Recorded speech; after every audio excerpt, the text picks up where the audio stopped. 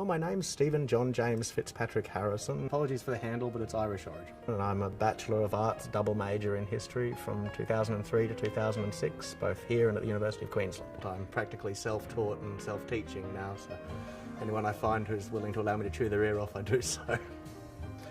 Well, I've been obsessed with it ever since I was a child, and I thought the obsession should lead the occupation.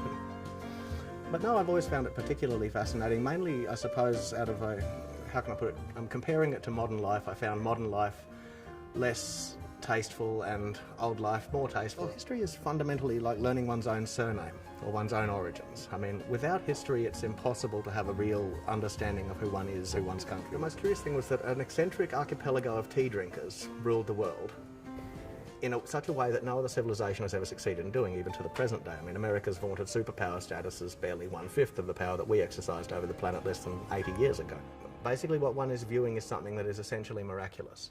There's no reason why the Britain of the Stuarts became more powerful than the Kingdom of France, for example. Louis XIV's government in France was infinitely more powerful than ours.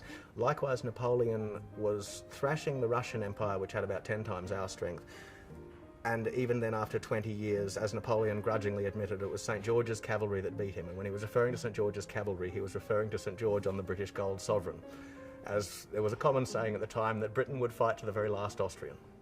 I find that our ancestors lived in a way that was in more accordance with nature and with humanity's inherent desire for beauty than we do today. I find that there is a pandemic of uglification, to quote His Royal Highness the Prince of Wales, in the modern world.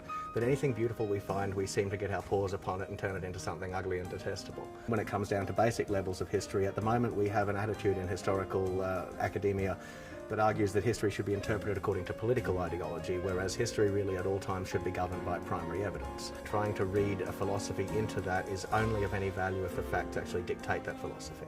But if the philosophy dictates the acceptance of the facts, it becomes propaganda. Because it gets to a point where it's impossible to put everything into topics when one sees the holistic picture, like I was referring to earlier, with a beginning and an end. Instead, one sees an entire grand narrative, and every part of that is linked. And thus you learn about one part, you inevitably learn about another part, which fans into another part, which fans into another part. And it gives you plenty of nervous breakdowns, but it's lots of fun. Never trust a book published in the British Empire after the 1930s unless you can vet all of its evidence. But preferably the older the better. You know, if you get into history books written especially in the early 19th century, you'll find the highest quality of all. And also with regards to any form of primary source. If you find any kind of primary source from any period, whether it be letters, coins, artefacts from that period, diaries, cross-references for ambassadors and courts and things like that,